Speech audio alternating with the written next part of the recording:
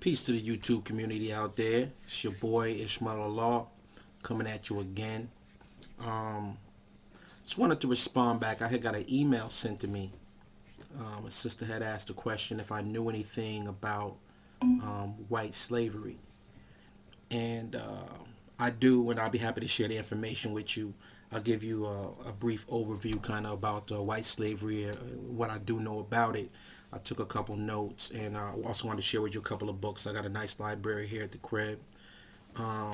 Two books that I would probably recommend for you to get for a good foundation of white slavery is They Were White and They Were Slaves. It's by Michael Hoffman. It's a decent book, as well as White Cargo. This is by two authors, Don Jordan and Michael Walsh. So again, White Cargo and They Were White and They Were Slaves. Two books. There are other books that are out there, but I'll share with you what I do know about it. White slavery has been in America. There have been white slaves in America for over 100 years. I'm talking about the hidden history of white people not knowing that they were slaves. This happened for over 100 years. And there's a professor at Yale, David Bryan Davis is his name. And the quote that's coming from David Bryan Davis, October 11th, 1990, is that as early as the 14th to the 15th century, white slaves were shipped to multiple countries. It was labeled as like a booming slave trade during that time on the markets in the Black Sea coast, in the Italy, Spain, Egypt, and the Mediterranean islands, as well as Barbados to Virginia. I'm going to focus right now particularly on, since we're dealing with America, the Barbados to Virginia connection. Again, that's the 14th to the 15th century of white slaves being used. Barbados during that time would literally beat their white slaves to death. I think you probably need a good synopsis or picture of exactly what was going on, where these slaves were coming from. I'm sure if you have any basic history about it, you would know that the slaves came from England.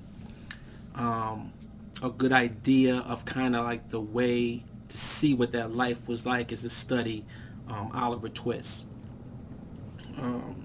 That's a good movie for y'all to check out. It'll explain to you that the English slums of the 17th, the 18th, and the 19th century, they were considered the pits of white suffering. Maggots all in the trash. They were eating scraps. They were cold, wearing rags for clothing. Very, very poor condition.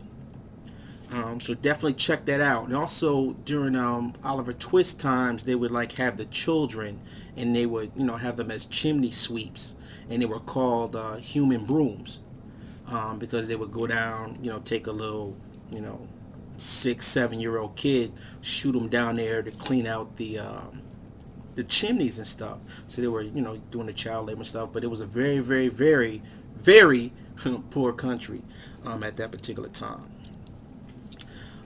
England historian William, I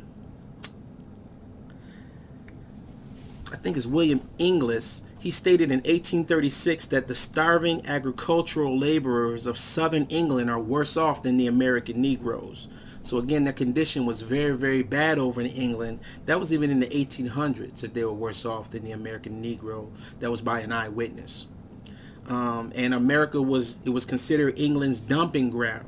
England was later, they replaced America later on with Australia.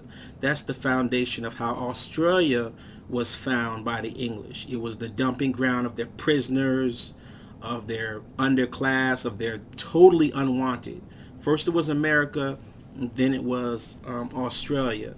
In one of my previous tapes, I stated that I had went to Sydney, Australia, and if you go to Sydney, Australia, it's definitely a place that you should try to go in your lifetime. There's an area in Australia called the Rock District, and if you go down to the Rock, right now it's like a bunch of like bars, and it's kind of a trendy area, but it's actually it was like a slaving post. It's where a lot of the white slaves that went to when they originally sent to Australia. Again, that's called the Rock District in Australia. So anyways,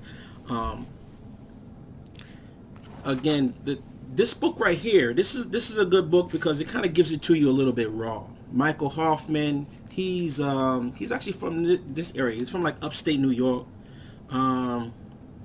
I guess it's outside of New York City, upstate New York, maybe central New York type of area. I'm gonna try to track him down, see if I can get him on the phone. If y'all really want to do a follow-up with him, I can see if I can get him on the phone or something. Maybe we can build a little bit. But you gotta be careful with this book right here because he's giving it to you raw, the way that it comes. But also, you gotta be careful because he be throwing little darts in there. You know what I mean? He kind of, in order to boost up what white people was going through of slavery, he kind of using the expense of black people, kind of minimizing what we did as well. So it's kind of a give and take here. He's gonna give it to you raw, so it's definitely a good book, but make sure you check it out.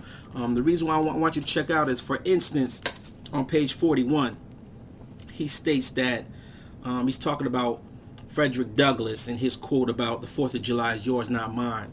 And in the way that he puts it, he got that little, you know what I mean, that little, that, you know what I'm talking about, kind of got that bite to it, you know what I mean?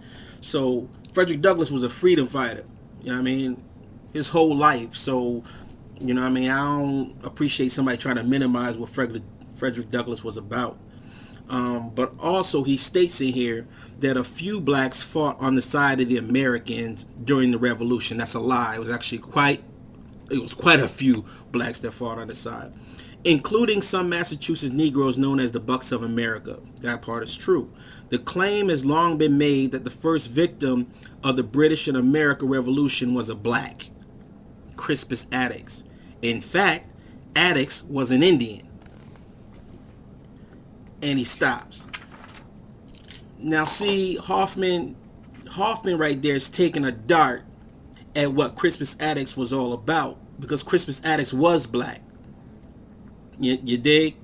And what he's trying to do is, in order to boost themselves up and him explaining their white suffering, because they did suffer quite a bit, he's lowering what we did. Let me give you the facts about Crispus Attucks, and then we can go ahead and we can build on that. Now, Crispus Attucks, he was born, let me get this right. In 1723, Crispus Attucks was born in slavery in Framingham, Massachusetts. His father, Prince, was captured in Africa. So Crispus Attucks' father was captured in Africa. That means that he's black. So don't try that, man. You know what I mean? You coming sideways, and how you trying to come at us, you know what I mean? And like I said, you try to boost yourself up, but you trying to, you see where that's going, right? All right, so his father was black and captured in Africa.